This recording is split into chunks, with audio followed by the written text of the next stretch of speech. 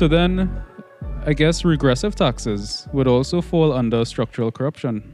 Absolutely. And let me clarify what regressive taxes are. Progressive taxes mean the one who has the most pays the most. The one who's strongest carries the most weight. And that sounds quite logical to most of us.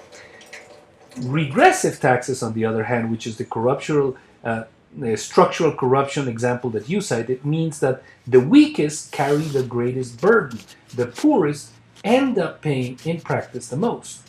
And that is common, for example, with sales tax. Sales tax is a regressive tax. And there are many regressive taxes. The reason why they're there is because they help finance the national burst. I understand their capacity to have revenues.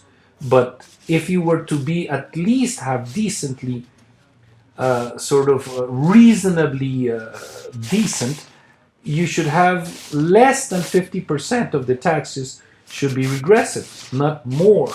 I can assure you in my country, more than 84% of the taxes are regressive. I'm not sure of the exact percentage for Trinidad and Tobago, but I think it's definitely more than 51%. Now, we had a new tax that was implemented just a couple of years ago called an online purchase tax. And basically, this is a 7% tax on any purchase that was made online. And I think this is only applied to air shipments, which is what most common people do. Right? When I order something from Amazon, I'm not going to ship it by sea because that takes longer. And that is only economical if I'm shipping large bulk shipments, which most people don't do. So what ended up happening was that the majority of ordinary people that purchase stuff online would be paying an extra 7% tax just for buying something online from a different country. And we produce very little down here. So almost everything we have to buy from online and import. But for bigger businesses that bring in larger shipments by sea freight, they didn't have this tax applied to them. So that was like another form of regressive tax that was applied to us, I think just about 2 or 3 years ago that came out. Beautiful example. So the big guys don't get to pay it, and the little guys have to pay everything.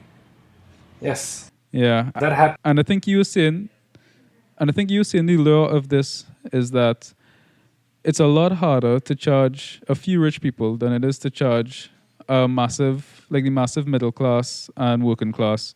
Because if you raise the taxes by 50% on 1 million people, it's a much bigger profit than if you raise the taxes by $10,000 on 5 richer people.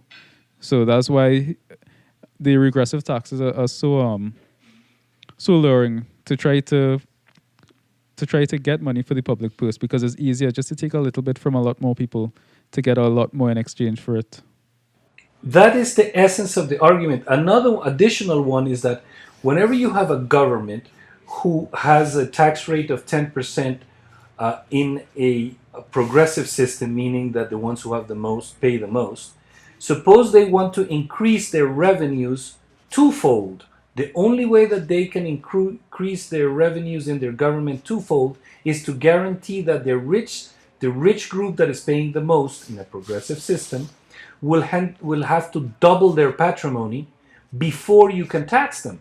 So, for example, if in 2020 you have 10 rich people who have over 10 billion each, and you need to double your revenues and you are actually taking 10%, you have to wait for them to, in 2020, to double their wealth, and you would have to tax them in 2021 after they have doubled their wealth, which is not an easy affair to do.